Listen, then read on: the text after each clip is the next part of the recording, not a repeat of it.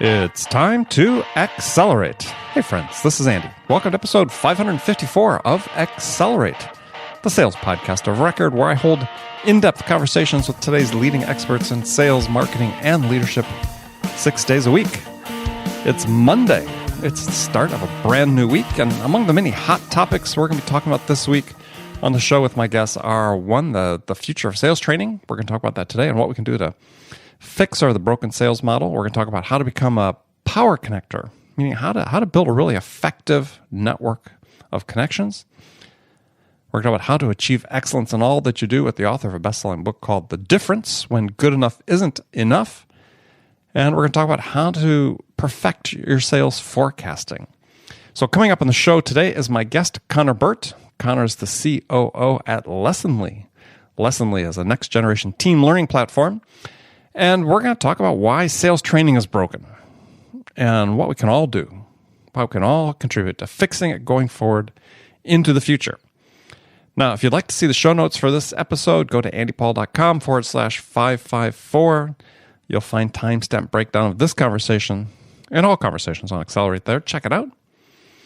And as always, if you like the show, it really help us out if you subscribed, left a review for us. You can do that all with the podcast app on the phone you're using to listen to this podcast. So go ahead, do that now, and then come back and listen to the rest of the show. So let's jump into it. Burt, welcome to Accelerate.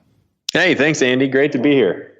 My pleasure. Gosh, thanks for being here with me. So we start the show with a pretty standard question I ask all my guests, and that is, in your mind, what's the single biggest challenge facing sales reps today? Ooh, that's a great question, Andy. I would, in our world of SaaS, SaaS. Yeah. No, I love the way that we need a new term, but yeah, go ahead. I'm thinking of the capital S and then the last capital. Two little A's, yes, yeah. Yeah. But I think the challenge in software specifically is buyers are just inundated with, first of all, requests to review software and kind of prospecting. Mm-hmm. And also, what you see is organizations, regardless of the category of software you're selling, the sprawl of teams buying their own software, and you look at an organization and there's 350 different software tools across the organization. And it doesn't even sometimes matter what category of software you're selling. Oftentimes you're competing for priority against those 300 other tools that the organization's already invested in. And this huge challenge for the organization is to kind of whittle it down to what are the kind of key priorities for the organization this year. And so I think for sellers, 10 years ago, it might have been, hey, I'm investing in this category of software. I need to differentiate in my category. I think now you're almost seeing sellers need to fight for priority of your category first before you can even get there. So I think it's just gotten a lot more complex to get the mind share of an organization to think about kind of the problem you're solving, elevated above all the other kind of problems they're trying to solve as it relates to software sales. Okay. All right. I'll have to think about that one. I think that one of the just facts of life is given sort of the new pricing models, and given that SaaS products still offer freemium options and so on, is it's pretty easy to bring in a lot of different tools, right? And Absolutely. I think that it just muddies the water for sellers. So interesting. Well, good. All right, great answer. All right, so let's talk about Lessonly. Let's talk about sales training.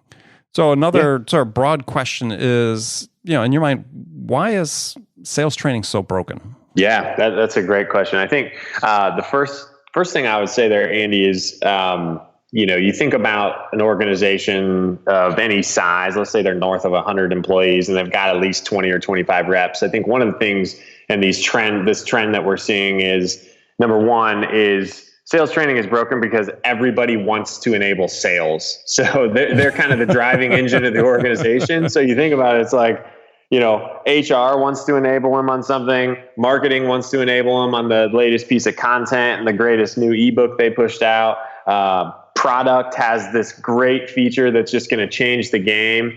And I think one of the challenges for a sales organization is really just to synthesize all of that into what is actually going to help a sales rep be more productive, is kind of one of the first and most prominent things that we see. Is just so many things thrown at the sales org, with no thought to how do we synthesize and orchestrate all of these concepts, these materials, ideas into something that the seller can actually go use in their day-to-day as they're thinking about closing the next deal. That'd be the first thing I'd say.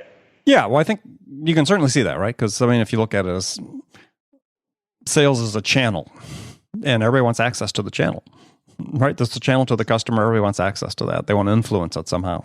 Of course. And, I think back to days when I worked at Apple back in sort of the early days of Apple, where, we sold through, retail.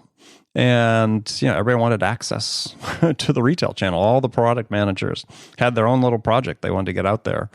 And, one market they wanted to address and so on. And there are people inside of Apple whose job was to try to meter that flow so that they didn't overwhelm the channel. Yeah. And, I think the other thing I would say is just kind of somewhat related to that experience. I think, organizations kind of tell themselves we're doing all right with training. And they tell themselves, we've got a pretty good onboarding program. And sometimes we do these kind of learning rallies across the country. And I put up this slide and I say, for all the sales leaders in the room, if I were to go ask one of your sales reps, and it just said, hey, Mr. or Mrs. Sales Rep, on a scale of A to F, how has the training you've received here helped you perform to the best of your ability?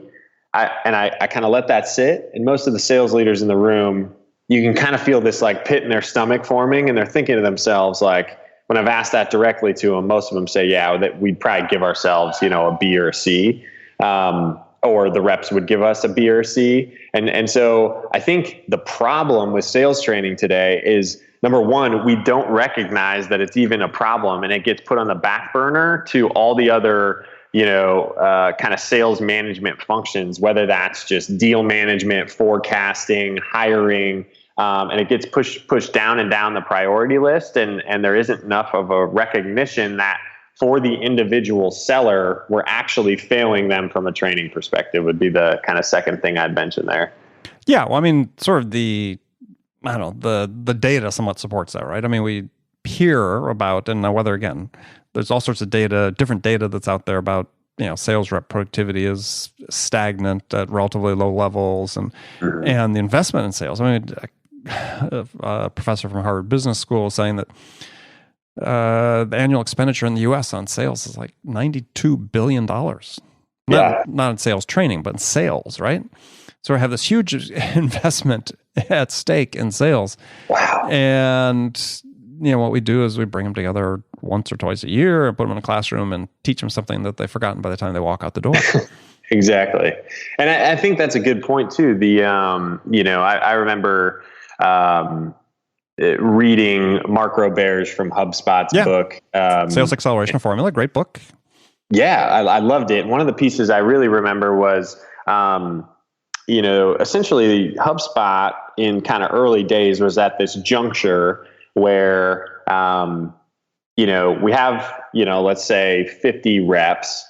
We've got aggressive growth targets. How are we going to get there? And I think what I admired about Roberge's philosophy was, I'm going to hit my growth targets by making each of my reps better versus hiring another 10 or another 20, right? I want to optimize kind of my current team's productivity before I go scale and start adding reps. And I think today in the world we live in, especially in the venture funded high growth technology companies, at times the adding quota bearing capacity can seem like a quicker path to growth than developing the team that you have and making each individual better. And I think that's a mistake, just from an organizational level, because, you're just burning through resources. Like you said, 92 billion. A lot of that is probably just hiring for capacity versus optimizing what you have. Well, and I think part of the disincentive you see on the part of some of those companies to really invest in sales training is that they feel like they're training the rep for the next company they go to. Yeah. Because if you have average tenure of 12 to 18 months for a sales development rep, then you're saying, gosh, I really invest heavily in training them. Yeah. They're just going to take that and go. And there hasn't been, I think, enough work to really sort of understand as well, geez, maybe if we really trained them and did a better job in some other areas, that they may actually stay. Yeah. Or be worthy of staying. We might promote them into, an AE job or a CSM job or something that was a next step up in their career. Yeah.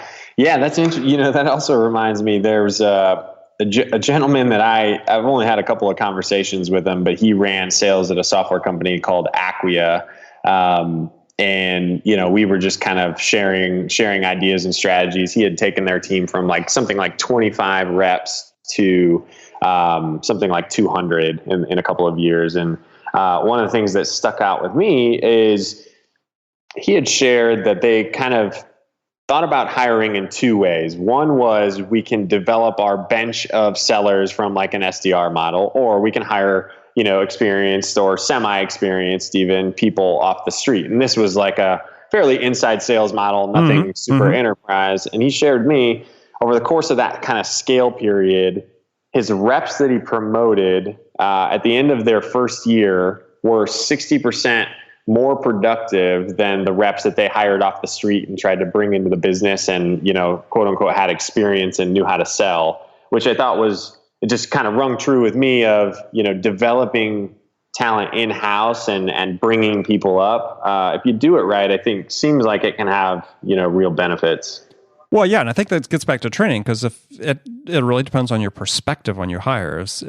If you are hiring with the intent that these people are going to be your bench, right? They're the ones that are going to move up.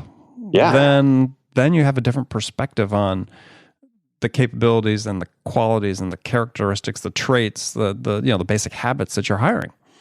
Yeah. And it's a really astute point you made, because I think that many companies in the SaaS space don't do that. They're hiring to scale, as you said. And just hoping they can get 12 to 18 good months out of someone before they burn out and go. Yeah. As opposed to saying, hey, we're hiring this year, we're going to hire, 50 SDRs. I want each one of them to be promotable. Yeah.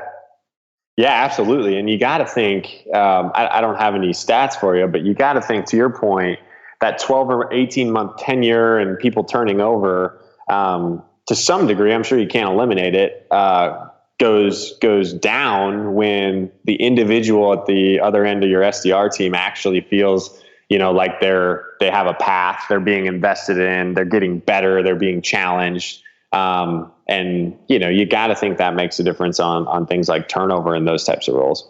Yeah. I mean, all the other things being in place, good management, good coaching, a corporate culture that's supporting this whole thing. Yeah. I mean, you can have really good people, and if they're in an environment that's just, hey, we're just here to do the numbers and, how much more can I beat out of you? Then nothing's going to keep them from jumping to the next bright, shiny object. Yes. So, all right. So let's talk about what Lessonly does a little bit. So, maybe tell us a little bit about the company, how you got started, and what the mission was when you started. Yeah, you bet. So our mission has become, from day one. Well, let me start, I guess, where we got started. I was essentially working at a small startup that was acquired by a company in Indianapolis that we all look up to here. We're based out of Indiana, called ExactTarget. So I was now part of Salesforce. Now part of Salesforce, yes. And these kind of series of acquisitions were happening, and I was in this small little startup with a 5-person sales team. And we were selling a fairly complex product. It was predictive analytics for online retailers. Mm-hmm. And I quickly learned that as soon as the acquisition happened, we had now this army of 1,000 ExactTarget sales reps across the world. And I figured out as a rep that the better I could teach them what this product did and how to position it with their existing customer base, the better I did, because it was kind of like an overlay scenario. Mm-hmm. And so ExactTarget essentially came to the 5 sales reps on our team and turned us into essentially trainers, because there was no other way to quickly mobilize a huge sales force on a new product. And the first thing they asked me to do, which I thought was totally messed up, was to go to Australia for 6 months. And there was only a team of about 25 people in Australia. And they wanted me to go for 6 months just to train 25 people on what I thought was a fairly easy to understand concept. And I said, this seems crazy. This seems overly expensive. And I had a roommate at the time who was kind of in the early stages of, he's now our CEO, Max, developing, V1 of Lessonly. Right. And I said, hey, let me try this thing. So essentially the foundation of that turned into, I'm going to dump knowledge from my head and everything I know about this product into 10 lessons that I'm going to assign to those 25 people in Australia. And I'm going to see what happens. So I did that. I went to Australia, and not surprisingly, the people who had self-educated, kind of went through my content, took the time to do it, which I could see, were taking me into deals with Hotels.com and TripAdvisor, like the day I walked in the door. Of course, you'd expect that to happen, right? But the other 20 who didn't take the content, I sat there for 3 months around a conference room table while everyone's checking their email and on their phone and working deals, and I got nowhere. And so I thought to myself, if a company at the scale of ExactTarget, 2,000 employees, can't mobilize training and even just basic information to a sales force quickly, there's got to be this problem elsewhere. And so that was kind of my journey into Lessonly. Since then, we've gone on. We've got about 350, 400 clients across the world, and we really focus on helping teams drive better performance through learning. And so typically that is a sales team or another customer-facing team. And the core concept is to allow the organization to get kind of this peer-driven culture of learning, create the lessons on the topics that matter most to the individual seller, and then set up really great programs for ongoing development and self-education inside the customer-facing teams. And so you have like an authoring tool then, right? So it makes it pretty simple then for people, as you said, you just sort of sat down and transferred your knowledge into it. Absolutely, yeah. There's the authoring component, and then for the individual sales rep, what we do is we essentially make it extremely accessible. So there's a few ways. One is you can access all of this learning content through Salesforce or at your standalone destination. You can see things like your learning path. So if you imagine bringing on a new sales rep, you'd have like a 90-day learning path that you'd be going down, and you can see where you're at.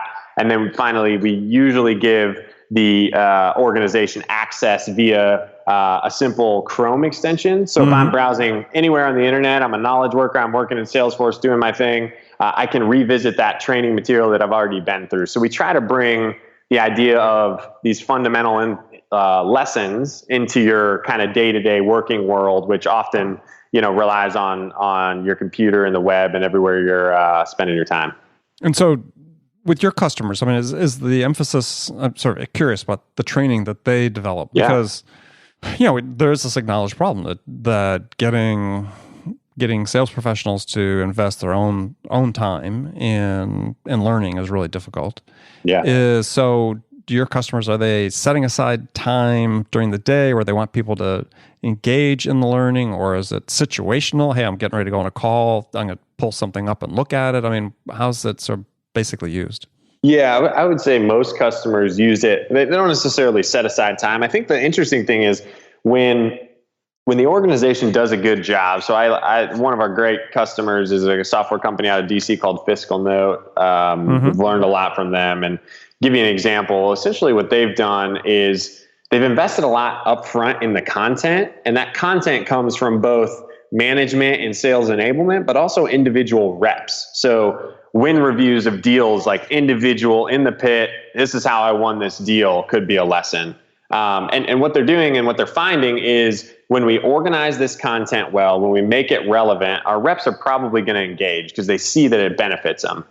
So really the tool itself drives what we would call assignments. So a rep is notified at the right time when, hey, there's a new assignment to go take on a competitor or a new assignment to go take on product. And ultimately, we organize all of the company's sales training content into usually 5 buckets, which are, here's what you need to know about the company, the mission, the vision, the values. here's what you need to know about the industry. Here's what the value of our product and product knowledge is. Here's the process you need to follow. And then here are some more of the soft skills type training related to things like negotiation or later stage deal development or territory development, things like that. So usually the rep kind of goes through an onboarding path and then has kind of a weekly or ongoing topic that's top of mind for the business that they'll get assigned.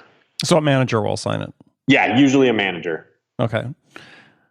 And so do they, excuse me, I'm losing my voice here for a second. So do they, have quizzes built in? They have to have certain scores, before they progress to another module, or is it more ad hoc than that? No, there's depends on the type of content, but the primary model we see most people following is this idea of, take this lesson, so kind of learn this, then go practice it. So we've got some functionality in the tool that allows an organization to say, hey, you just learned about our biggest competitor. Record yourself handling this scenario. So kind of like pitch recording for like elevator pitches or scenario pitches so that the organization can quickly see that you've understood it.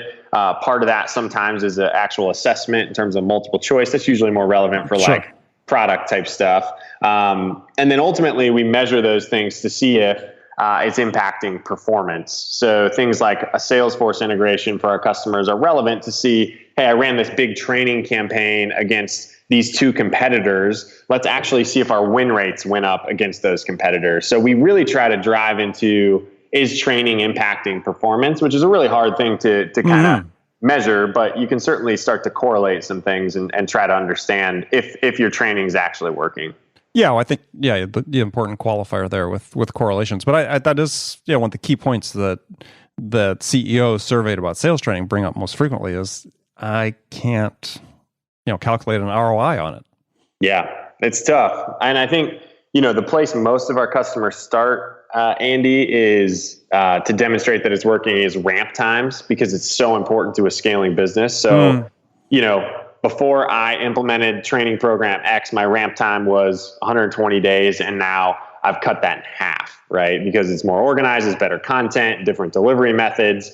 I bring in really smart sales consultants, maybe like yourself. It just depends on what you choose to do. But I think that's a clear, hey, we did this and decreased ramp time. Obviously, there's some rep variability in there, but if you hire enough, that usually is the first data point people tend to look at. And so, again, interesting question then is so how are people measuring that the ramp is complete? Just based on completion of the quizzes and tests, or that, hey, they've gone out and executed? Yeah, no, we typically like to look, or at least ask our clients to look at, when do they get to, I usually like to use about 80% of a fully productive quota. Seems to be a really, kind of qualitative measure. So how long does it take you from hire date to I'm doing 80% of my number consistently, and what's that time period? So it's not really even related to the training material that you're necessarily completing through that process. It's more so, does that training material that you're going through influence that kind of time it takes you to get to full production? And that 80%, is that 80% of an activity metric or some sort of revenue target? For quota bearing reps, we do the revenue targets. Or sometimes that can get skewed with like a couple of big deals. So sometimes it makes more sense to say this number of clients is when we consider a fully ramped rep, number of opportunities you've actually closed. For more of an SDR role, we typically look more at activity metrics. So if you're driving your SDRs to set a certain amount of demos, when are they getting to that number of demos? But I think it's organizational to decide on what the ramp metric is. Those are the two we suggest, depending on the role. But I think the important thing is you measure it consistently and measure it over time to see if you're getting better or worse. Yeah, well, and this raises sort of the larger question, which you and I touched on it before we went on the air here, was what's it really take to move the needle on productivity and sales and make it sustainable? Again, sort of the, so almost mythical reports, people talk about CSO insights and so on these days, 50% of reps aren't making quota. Assuming that's in the ballpark, right? Yeah. and hasn't really changed much over years. And so we could say, well, hey, that's the way it meant to be. Or if that's just how it is and not how it could be, what's the key from a training perspective? And granted, it's just one part of the equation, but from a training perspective, to move the needle on that.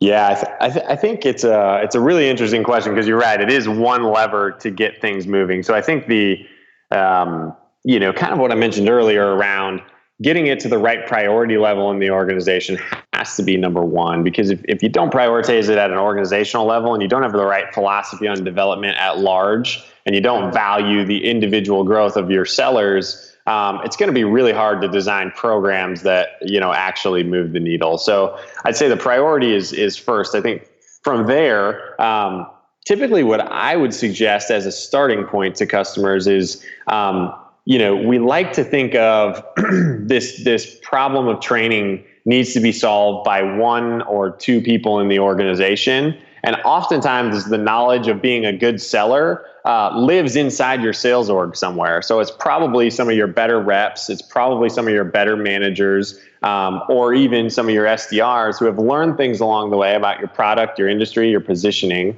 And I think the starting point is to make sure you're collecting those insights, obviously synthesizing them, and putting it into a more formal program. I think the mistake a lot of people make is they design this, onboarding ramp program in a vacuum, and they don't gather either inputs or actual, participation from your better reps or your better managers, who are actually really the ones in the day-to-day thick of closing deals. They understand what prospects are saying, and they've lost enough to know, what do we need to change going forward? So that's kind of a broad answer, but that's kind of one tactical thing. Sure. I think we make the mistake of as sales leaders. Well, I made a bet with somebody that was in the sales training industry. And I said, look, they had access to tools, and, not yours per se, but, let's say similar tools and so on. And I said, if you gave me a sales team and we had opportunity to do, sales training sort of conventionally, I said, versus I could give you a curriculum of 9 or 10 books, that if we had your people read the books over the course of a year, that I'd be willing to bet that we'd have as much, or if not more, uplift from the group that read the books than the training. Yeah. Because so much of the training is just situational, and it doesn't really address the bigger person, right? The whole person, the things that they need to understand. You and I talked about in an earlier conversation about, how to improve our human-based selling skills. Yeah. Right? How do we get better at connecting? How do we be better at engaging? How do we do better at opening a conversation? All these things that are really crucial that a lot of times you learn from books. Yeah. And I find it interesting that, you could invest thousands in a training system, or you could invest hundreds in a book. And I've run trial programs with a couple of customers where we've done this, where, for a pretty small amount of dollars, sure, but what they did, to a point I made earlier, is they gave their team time during the business day to read 20 minutes every day. And so over the course of a year, they worked through all these books. They had reading guides, discussion guides. Every week they discussed it in their sales meeting. And like I said, there was this uplift. Yeah, no, that's a really, I love that bet. I think maybe the pile-on bet I would make, and again, probably outside of technology, is I would love to say, could you take those 9 books, synthesize in a little bit more concise way? How does this philosophy or this psychology book that I just read, or this sales book that I just read, how does this relate to my day-to-day role as a seller? And if you had your, best rep who read that book, translate it to the world that the everyday sales rep lives in, and then you gave them that, document, module, lesson, whatever you want to call it. If you gave them that thing to read, Cliff Notes. Yeah, Cliff Notes, and maybe a few practice scenarios that they could go through at the end of it, just to kind of flex the muscle of what they should be taking away. I bet you could get the same results potentially faster. It's a very interesting idea. We'll talk about that offline. I never thought about it though. It's a really good point. It really is. All right. Well, Connor, we've run out of time, but it's been fantastic talking to you. We'll have to do this again sometime. So tell folks how they can learn more about Lessonly and connect with you. Yeah, you bet. I'm terrible at most social media channels. So me personally, find me on LinkedIn. It's about the only place I'm active. For us at Lessonly, we're at lessonly.com. All right. Well, hey, brave admission about your social media skills. So I admire you for that, so admitting that in public. So, all right, Connor, thanks a lot. Friends, thank you for spending this time with us today. Make sure you come back, join us again tomorrow for another fantastic episode of Accelerate. Until then, I'd really appreciate if you have time, go to iTunes, subscribe, leave a review for Accelerate. We want to hear what you have to think about what we're doing, how we can make it better for you. So thanks again for joining me. Until next time, this is Andy Paul. Good selling, everyone.